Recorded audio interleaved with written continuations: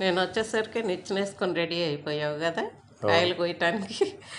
కర్ర ఏమో అందుతుందా? అందట్లేదు, కొత్త కర్ర తేవాలి ఈ సంవత్సరం మళ్ళా.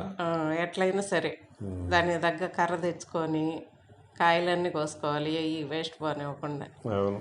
దీంతో అయినా పర్వాలేదు, బాగానే కొంతవరకు అందుతున్నాయిలే సాంతవన్నీ. దీనికి డబుల్ ఉండే కర్ర తెచ్చుకోవాలి. అవును, 20 అడుగులు తీసుకొచ్చి ఆ, వేయాలి. వాటి కూర చాలా చాలా బాగుంటుంది. నీకు బాగా నచ్చింది కదా. అవును, రొయ్యల కూరలాగా ఉంటుంది.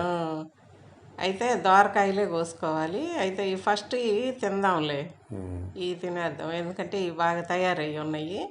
ఇంకా చెట్టు నిండా కాయ వచ్చినప్పుడు దోరగా ఉన్న కాయ వండు తింటే బాగుంటుంది. అవును. కానీ ఇది కొయ్యటం కూడా ఒక ప్రాక్టీస్. అది ఒక పక్క లాగుతుంటే ఇంకో పక్క పడిపోతుంటే. చూడు అసలు ఫస్ట్ది కదా, ఎంత లావు ఊరిని. బా భలేగా కాయలన్నీ అంతంత ఊరితే భలేగా ఉంటుంది.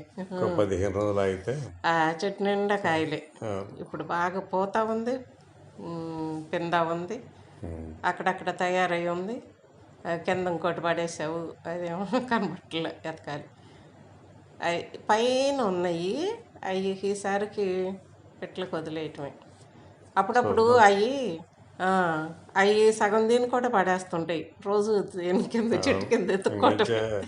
చిలకలు ఎక్కువైనాయి. చిలకలు ఎక్కువైనాయి, మొక్కజొన్న తోట అయిపోయింది కదా, అదన్నా చిలకలు ఎక్కువయ్యి మన చెట్ల మీదకి వచ్చి పడుతున్నాయి. లాస్ట్ ఇయర్ ఏమో బెండ మొక్కల మీద అంతా పడినాయి, జాంకాయలు తినేసినాయి. ఈసారేమో ఈ సింతమ్మకాయలు బాగా కనపడుతున్నాయిగా, వచ్చి కూర్చుంటున్నాయి. అసలు ఈ కాయ ఒక్కటి పోయినా కానీ అబ్బో ఏదో పోయినట్టే మన సొమ్ము. మన చెట్టు అది, మన చెట్టే కావాలని. ఇవి కూడా అంతే, సింతమ్మకాయలు కొన్నప్పుడు విత్తనాలు కుండీలో వేసాను. మొక్కలు మొలిస్తే 3 మొక్కలు 3 చోట్ల పెట్టా. ఒకటైతే ఇంకా కుండీలో ఉంది, 4వది.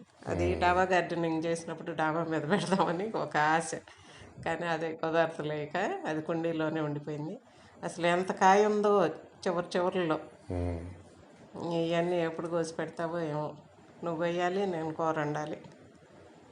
తప్పకుండా 15 రోజులు అయితే కాయలు రెడీ.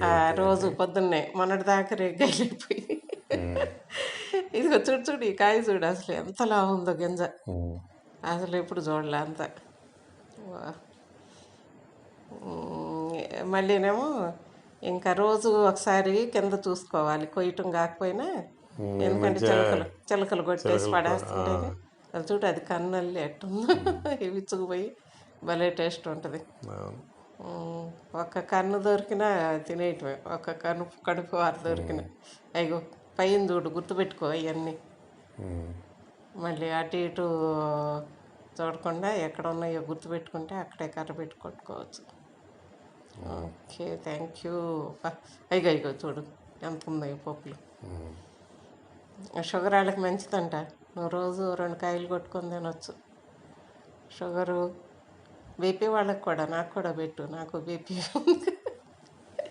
ఇద్దరు రోజు 2 కాయలు కొట్టుకొని తిందాం, కొనే పని లేకుండా హాయిగా.